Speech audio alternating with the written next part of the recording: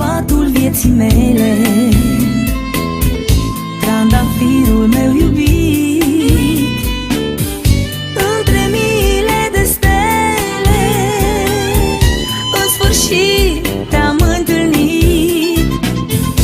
Ești femeia vieții mele,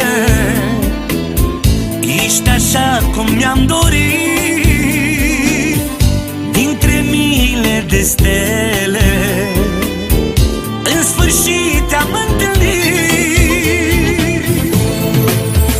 Te iubesc, eu te iubesc, bărbat ca tine nu mai găsesc. Te iubesc, eu te iubesc, tu ești talismanul meu ceresc. Te iubesc, eu te iubesc, femei ca tine nu găsesc. Te iubesc, of, ce mult te iubesc, tu ești talismanul meu ceresc.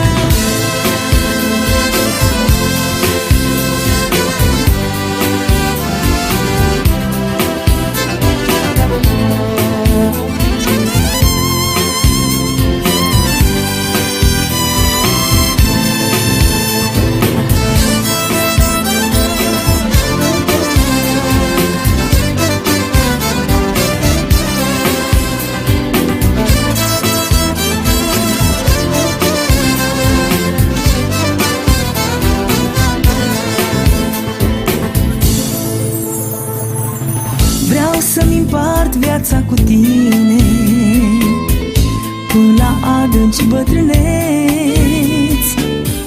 Tu cu mine, eu cu tine, că nu trăim două vieți.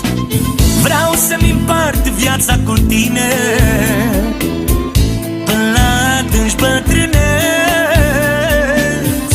Tu cu mine, eu cu tine,